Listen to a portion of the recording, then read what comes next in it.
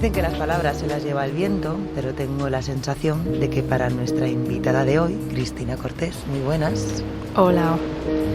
Las palabras tienen mucho valor, mucho peso y pueden ser una de las herramientas más eficaces o efectivas.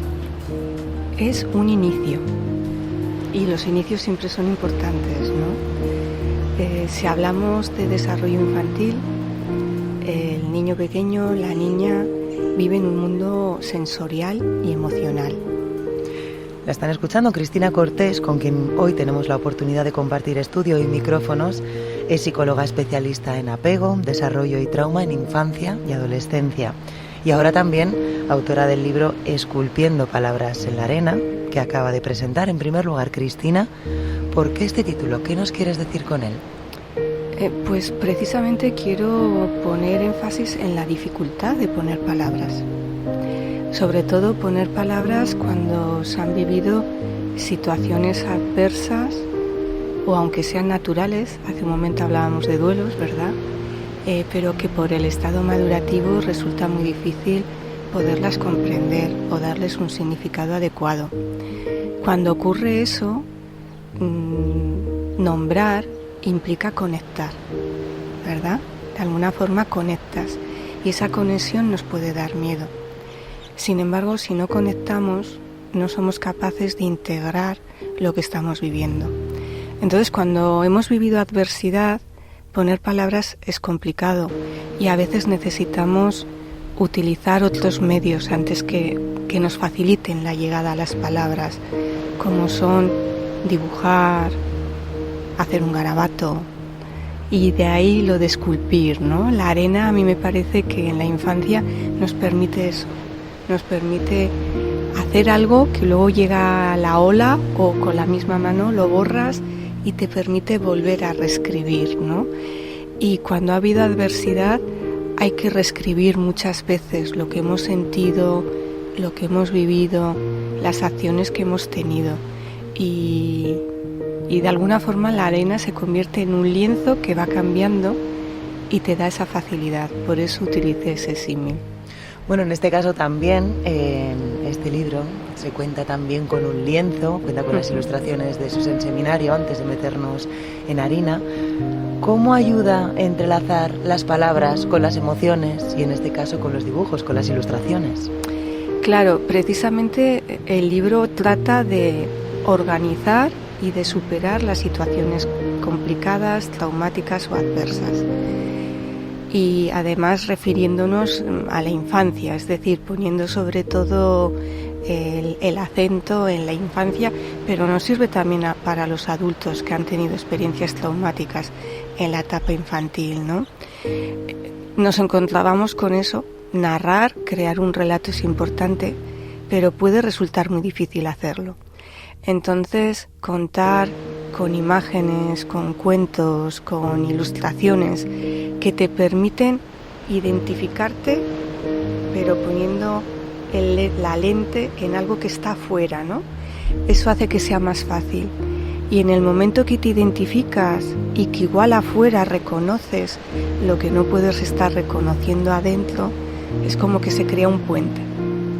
Un puente para esa conexión que está resultando tan difícil. Y desde ahí el texto es una conjunción, hemos intentado que sea un equilibrio entre las palabras y las ilustraciones, y además existe la posibilidad a través de un código QR que aparece en el libro de poderse descargar las ilustraciones, ¿no? Y que esas imágenes que evocan, que quieren poner el énfasis en contenidos emocionales, se conviertan en un material para cualquiera, padres, adultos, educadores o terapeutas.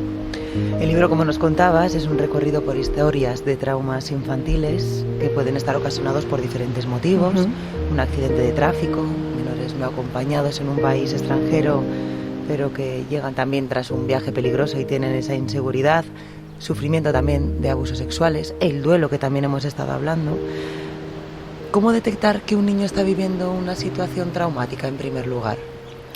El niño difícilmente va a hablar con palabras, sobre todo si estamos hablando igual de niños menores de 7 u 8 años, ¿no? Eso no quiere decir que no hay algunos que lo hagan. Entonces hay que observar la expresión de su cuerpo y hay que observar la conducta. Eso es lo que nos va a hablar o nos va a dar la señal de que algo ha sucedido o está sucediendo y está costando digerirlo. Cuando en el entorno familiar se viven situaciones adversas, los que van a ser los moduladores de las emociones infantiles son los adultos. Es decir, si un adulto está viviendo una situación compleja, sus hijos van a estar viviendo esa situación compleja. No sabrán igual lo que pasa, pero detectan. Los niños, yo siempre digo que son como radares de los padres, de los cuidadores, de mamá, de papá, que puedan estar ahí, ¿no? Igual no preguntan porque saben que preguntar es complicado, pero desde luego sí que perciben y se contagian de los estados que vive toda la familia. Hay vivencias infantiles, como hemos dicho también, que tal vez no son tan dramáticas como lo que hemos hablado, pero igual como sociedad las estamos minimizando y en realidad deberíamos darle importancia. ¿Cuáles pueden ser algunas de ellas? ¿O te ha tocado alguno de los casos? Pues mira, por ejemplo, todos estamos minimizando la pandemia, ¿verdad? Es como que ya ha pasado, ya hemos salido al exterior. Tenemos ya como en los pies, ¿no? Eso, o sea, como en los pies. Y sin embargo, según en qué etapa madurativa estuvieran los niños, les ha podido influir. De hecho, después de la pandemia, ¿qué nos hemos encontrado? Pues que ha habido niños, adolescentes, incluso jóvenes adultos, que volver a la normalidad, volver a la escolarización, volver a las aulas les está suponiendo un reto enorme. De hecho, la escolarización domiciliaria ha aumentado, ¿no? Porque se está requiriendo de ese recurso, porque hay muchos que no han podido incorporarse, que igual luego ponen el acento en otra cosa, pero es que la pandemia se reforzaron unas conductas, ¿no? Se reforzó el aislamiento, se reforzó la evitación, vamos a evitar situaciones de riesgo que eran necesarias, pero igual si son tus primeras experiencias para afrontar algo, crees que es la única forma de manejarlas. Y eso hace, si estamos hablando de infancia y según de qué etapas madurativas, pues que se estén perdiendo muchas oportunidades de relación o de contextos sociales que son muy importantes en el desarrollo. Y luego muchas veces las mismas situaciones que puede estar viviendo una familia las normaliza, ¿no? Una situación de estrés continuo en una familia, pues porque igual hay algún miembro enfermo o porque los padres tienen que estar divididos atendiendo y cuidando muchas cosas. Eso hace que no haya tanta presencia de los padres, que no estén tan disponibles y los niños lo perciben. Y además no se van a quejar porque saben qué es lo que hay. Pero la falta de presencia significa que no encuentran apoyos para poder organizar y regular lo que viven. Y en la infancia y en la adolescencia las emociones son mucho más intensas y requieren de que alguien les dé un significado y también las calme, incluso las positivas, porque hay que regular también la excitación positiva. Hablábamos también de una pandemia en la que se produjeron también muchos fallecimientos, que se hablaban también de muertos diarios, retomando, por ejemplo, ese tema del duelo, que creo que es muy difícil. O sea, la muerte es algo común, es algo en lo que todos sabemos que encima nos va a pasar a cada uno, pero cuando lo empiezan a vivir siendo tan pequeños, también con gente cercana, puede ser muy difícil de explicar. Un caso que a mí me llamó mucho la atención, que sucedió aquí en Navarra, no sé si recordarás, un padre que con su muerte arrastró también la de su hijo, de 7 años. Sí. Y aquí lo hablábamos mucho en la redacción. ¿Cómo contarle, en este caso, a los compañeros de clase, por ejemplo, a sus amigos, que no ya que haya fallecido su abuela, que igual pues por la ley de vida siempre va a tocar pues primero, y que sea así, por favor, que te toque primero a la abuela, que luego igual sean tus padres y luego a ti. Pero cuando eres tan joven, con 7 años, que sea tu compañero de clase, ¿cómo tratáis ese asunto desde el lado de la psicología, los profesionales? Lo ideal sería hacer una intervención grupal, no solo con los compañeros del niño, sino igual con toda la escuela. Y además, si estamos hablando de un municipio pequeño, igual con todo el municipio, ¿verdad? Porque de alguna forma todos se han visto impactados. De hecho, a nivel de clínica o del gabinete nos llegaron casos, familias, niños que estaban impactados por esa experiencia, que era, bueno, y además, y claro, hay que contextualizarla y hay que hacer un relato adecuado, ¿verdad? Hay que hablar de lo que ha pasado y hay que hablar igual de la situación que estaba viviendo ese adulto para terminar haciendo lo que hizo, porque si no, de repente el mundo pasa a ser muy inseguro. Significa que a tu mamá, a tu papá les puede pasar algo y pueden tener una conducta así, ¿no? Entonces, contextualizar, aunque sea complicado, es muy necesario, y poner palabras también, porque además cuando ponemos palabras implica que ya tenemos un cierto manejo y control de lo que está sucediendo, y que le estás diciendo a ese niño, mira, podemos hablar de esto, y precisamente podemos hablar porque te vamos a decir que esto no es lo que sucede todos los días, sino que esto es algo extremadamente ocasional y extraño. Y cuando ocurre, significa que algo no estaba funcionando bien en ese papá, ¿verdad? Se habla por tanto de esa comunicación entre padres e hijos, pero claro, ¿cómo elegir las palabras adecuadas? Ya sé que esto es muy genérico, es muy global, pueden ser de 4 años, de 7 años, pero en ese momento, cuando sucede, tienes a tu hijo delante, tienes que reaccionar, aunque luego tengas una conversación con él con más calma, pero en ese momento, ¿cómo pensar cuáles pueden ser esas palabras más adecuadas? Pues esas palabras tienen que ser coherentes con lo que ha sucedido. Si ya hay un relato, si ya te ha llegado un relato, ¿verdad? Va a haber que poner orden en ese relato. Y no puedes decir, no, eso no ha pasado. Porque además los niños están siempre atentos y alerta a ese tipo de cosas. Entonces igual hay que poner las palabras concretas, sencillas, pero que describen lo que ha ocurrido. Que sean entendibles. Y que sean entendibles. Y si llegamos a ese momento en el que se produce una desconexión emocional, ¿cómo recuperarla? En este caso con una situación traumática. O sea, las palabras no sirven. Ves que tu hijo no atiende, que esa conexión emocional de la que nos has estado hablando se ha esfumado. Bueno, de hecho las palabras sirven siempre. Lo que pasa es que hay que buscar cómo pueden llegar. Entonces ahí nos van a venir bien las simbologías, las metáforas, los cuentos. Y igual hay que empezar con ilustraciones, o igual hay que empezar con imágenes, o igual hay que empezar con algo simbólico, ¿no? Y desde lo simbólico irle poniendo palabras. Los cuentos siempre han sido un gran aliado en la infancia. Ahora de alguna forma los estamos perdiendo.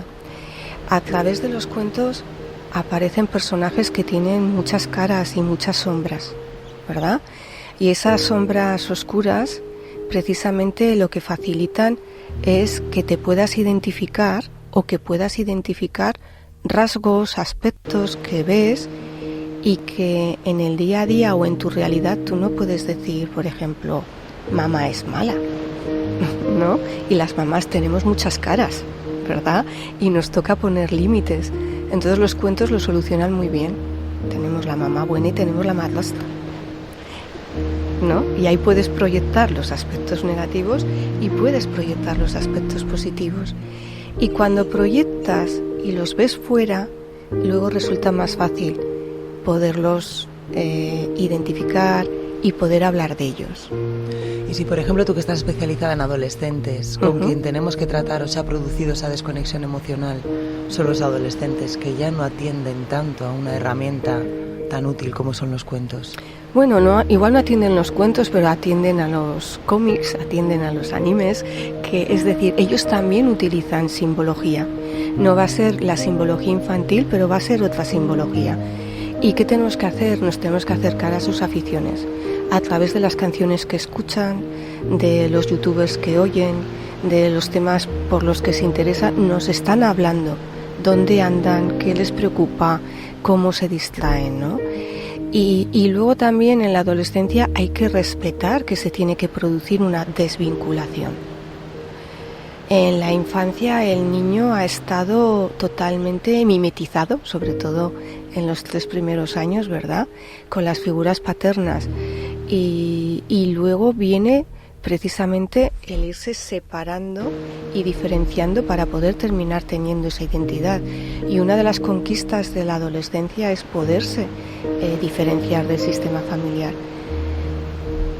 Eso no significa que no necesita a los padres, los sigue necesitando, pero incluso sigue necesitando el conflicto. Sigue necesitando del conflicto para demostrarse que siguen estando ahí y para demostrarse a sí mismo que puede soltarlos. Y eso es importante. Y hay veces que algunas familias no saben cómo situarse en la adolescencia. La infancia ha podido ser fácil, ¿no? Tenían un niño que les seguía, que no suponía problemas, y de repente aparece el enfrentamiento continuo. Y ese enfrentamiento, esa afrontación de lo que están diciendo, es que es muy saludable en la adolescencia. Y los padres tenemos que tener la capacidad de estar ahí con el pulso que nos están echando, ¿no? El mayor error es intentar desaparecer. Mira, desaparezco a tu vida. No, porque en la adolescencia seguimos sin tener un cerebro formado, y hasta que no se termina de madurar implica que la capacidad para calmarnos y manejar las cosas es deficitaria, y necesitamos de esa visión más adulta, ¿no? Pero el adulto tiene que aportar esa visión desde la simpatía, entendiendo la etapa en la que está y no derribando cualquier cosa que te trae el adolescente. Porque si rechazas o eres despectivo ante la visión del adolescente, el adolescente no se va a acercar a ti y no te va a hablar ni te va a contar lo que está sucediendo, ¿no?, dentro de él. Qué difícil la educación cuando no nos enseñan encima de educar. Cristina, nos estamos quedando sin tiempo, pero sí que quería terminar preguntándote cuál es la palabra que escribirías en la arena y que te gustaría que se borrase, es decir, la palabra que no te gusta. ¿Y qué palabra te gustaría escribir en la arena y que no se la llevase el mar? Pues mira, me gustaría borrar vacío, porque muchos de nuestros niños y jóvenes están vacíos. Su figura de apego, de vínculo, a veces el único que tienen es la pantalla. Y las pantallas generan vacío. Y esa me gustaría que se borrara para poderla redibujar de muchas maneras distintas, ¿no? Y me gustaría precisamente que se quedara vínculo empático. Ese me gustaría. Empatía. Qué importante es. Sí. Cristina Cortés, autora de este libro, Esculpiendo palabras en la arena. Nos quedamos con esa empatía. Muchísimas gracias por tus consejos y sobre todo por regalarnos tu tiempo y tu experiencia aquí en los estudios de Radio Nacional en Navarra. Muchas gracias a ti, ha sido un placer.